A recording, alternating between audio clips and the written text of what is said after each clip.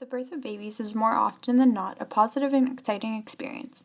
Communities and families will come together to support the family during the pregnancy and after the birth to ensure that the needs of the family is met.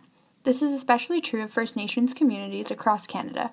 Mary Anderson from the Wissahickon First Nation says that the communities take care of all of the basic needs of the mother and father to ensure that there is a healthy and stress-free pregnancy.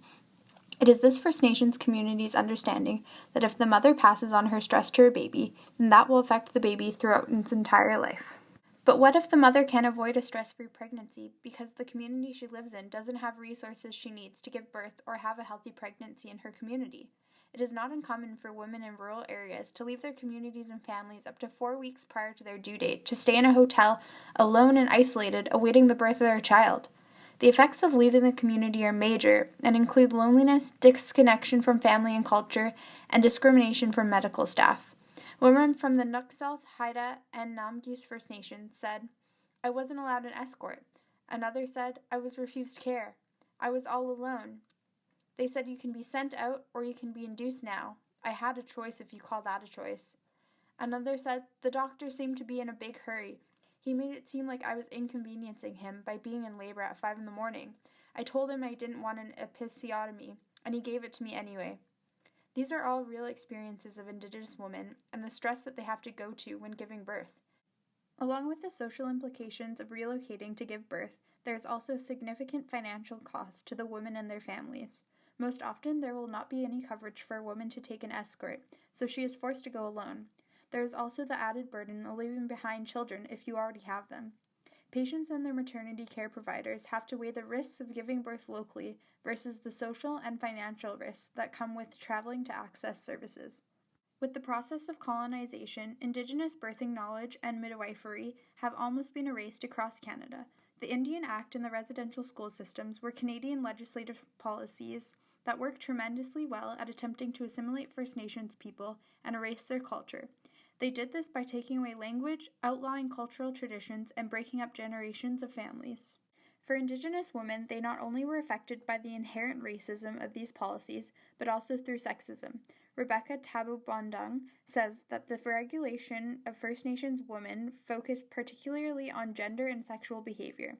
The ideals of Western gendered roles were forced onto Indigenous women's ways of life, and this extended into childbirth and medicine, which allowed no room for traditional ways of knowing. The federal policies were trying to enforce the patriarchal model upon Indigenous people, which was not present before contact.